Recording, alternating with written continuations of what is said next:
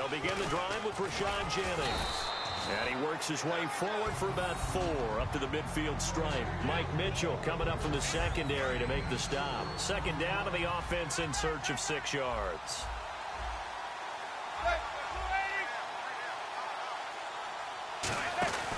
They run again with Jennings. And this time not as successful as he'll get back to the line of scrimmage and no more. They'll lose a yard and it brings up 3rd.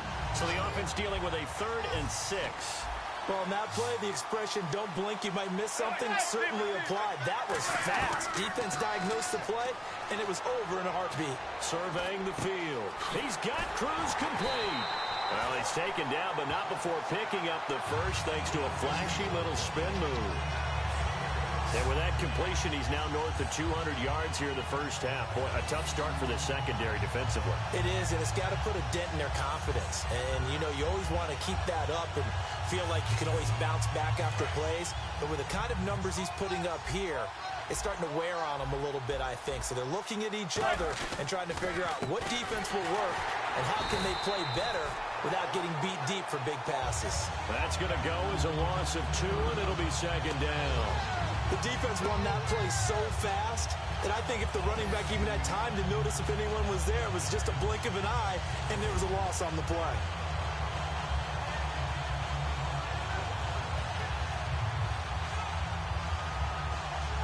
And the offense moving in the wrong direction here now as they face a 2nd and 12. They'll send Beckham alone to the left side. Now Manning over the middle here to Donnell. That catch good for 5. It's 3rd down.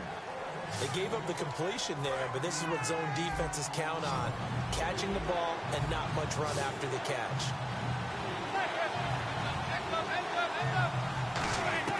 Throwing is Manning on 3rd down.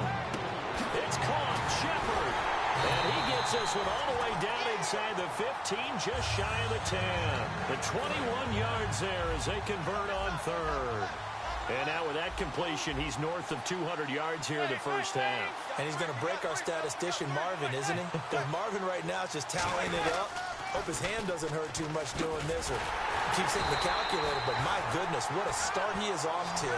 By the end of this game, he could have monster numbers. He just wants to continue to be accurate. So 2 minutes to go in a wild first half. We're back to Super Bowl 51 after this.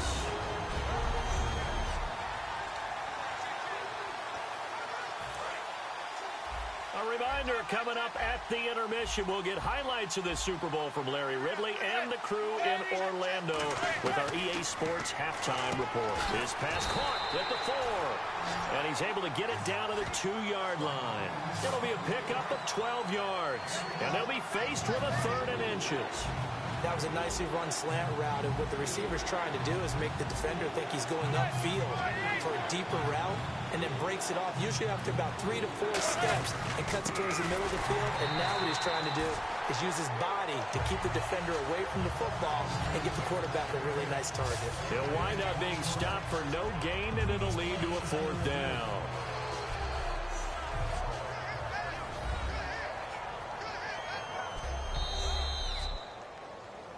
After reviewing the play, the ruling on the field is reversed. Partner, they're less than 2 minutes to go in the game, which means that this challenge was initiated by the fellas in New York. And if you're the coach, you're thinking, thank you, New York. Nothing doing there. They're going to wind up holding him at the 2. It's a loss of a yard there, and now 2nd down. Got to give a lot of credit to the defensive front there. They held their ground, pretty much stoned them on that play, and ended up creating a lost yardage play. Yeah, drop him from the 1 back to the 2. And that is caught. He's got it for a giant touchdown. Victor Cruz, a 2-yard touchdown grab. And the Giants are a 2-point conversion away from tying this football game. And all about timing there on that short slant, Charles. Exactly right. That was timed up so well. The route, the throw, touchdown. This is taken at the 3. Oh, nice move. And he'll bring it a few past the 20 to the 23-yard line. Getting set to go again, Ben Roethlisberger marches onto the field. He does have the one interception, Charles, but I think that's been more than offset by the 3 first-half touchdown passes. I would agree with you. There is a blemish, but when you've thrown 3 touchdown passes to try and erase it, that's a little bit better than a ratio that all NFL coaches are seeking from their quarterbacks, and he's giving it to them. They'll take the 3-1? Every single time. Charles, you think Big Ben is happy to have Antonio Brown on the other side of his passes? You know he is, but he also expects it. And this is how their offense runs best. When those two get together, especially early, and continue to do it throughout the game, the end result is the one that we're seeing right now. They're ahead on the board. It has been early and often. 2nd and 10. It's Roethlisberger once more. Oh, there's that man again. It's complete. A good pickup there at 22. A good grab there by the former Central Michigan man, Antonio Brown. And he ate up some real estate on the catch, too, didn't he? I think the most impressive part of it, though, if there's a chance for him to get the football, even though he was covered well, he somehow finds a way to get it. Antonio Brown, the intended receiver. And now it's 2nd down. We know it's not an easy job to go out and catch passes when people are trying to tackle you and knock the ball away. But the bottom line is, that's a pass he's got to have and a pass he should have caught. Here's Roethlisberger trying to get it to Wheaton, and it's intercepted. Picked off by Dominique Rodgers-Cromartie. And his guys have got it back at the closing stages of the first half. That late in the clock, 2nd quarter, why not just run it a time or two and get it into the locker room? What you're saying makes absolutely perfect sense. Run it and get out of there. But I'm just wondering if the pressure of today's NFL and the high-powered offenses that you're facing may force them into saying, let's try and get some more points. So we've reached intermission, and what has... Do you seriously just skip the halftime of the Super Bowl? Who does that? It's a Super Bowl. Watch the halftime show. All right, here we go. 3rd quarter action now. This will be fielded on the back line of the end zone. And from back there, a wise move. He'll just sit on this one, and it'll come out to the 25. Here's the Giant offense now as they get ready to take over here. They're down here, but very much in this game. What's the tonality of a coach's talk when a game is within striking distance like this at intermission? Typically, what they're doing is emphasizing the things that went well in the first half and wanting more of that. Sure, you've got to go over some of the errors and clean up some things because there's a reason you're down. But overall, I think they want to stay positive, stay up with this team. We're just starting the second half, and we've got the football. Let's go ahead and punch it in, and then we'll take it from there. See how that recipe works. He takes this for 3 to the 29. Jarvis Jones that time in on the stop.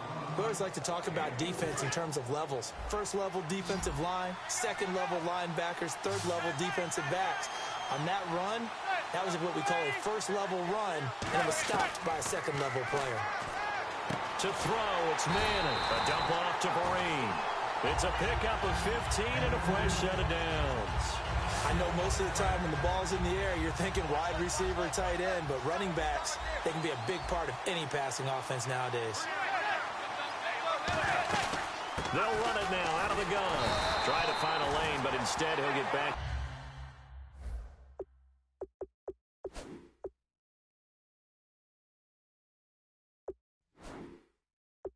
To the line of scrimmage, and no more. Well, he didn't make headway.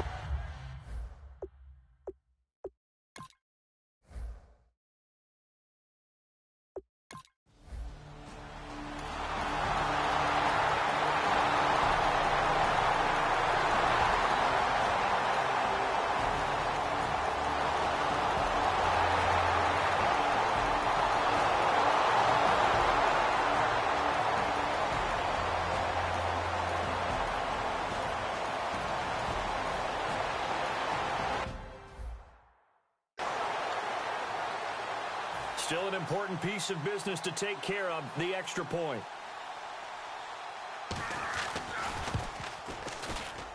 And his guys will take a 10-point lead. So that one a long 11-play drive.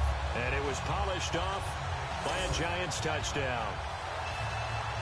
Now Brown, after the made field goal, gets set for the kickoff. It's Marcus Wheaton now to return it. And a pretty good return here. He'll be stopped just shy of the 25 at the 24-yard line. Back onto the field now comes the wideout Antonio Brown. All right, so let's look at these numbers. I don't want to read the tea leaves here too much, but maybe he's in his own head a little bit after that hot start and the cool-off. Sometimes that happens. Nowhere to escape, and he goes down. J.T. Thomas in there to take him down, and the clock will roll. Now, we talk about players blitzing all the time. I often laugh and sometimes call it just straight-ahead pursuit. What a running start right back to the backfield for him. Yeah, it really didn't give anybody a chance to get up there and stop it. No, I mean, that's really, really difficult. You're asking a whole lot anyway. And this is intercepted, and that should do it. A great read, and it's picked off. And they have the football, and will set up shop at the 33-yard line.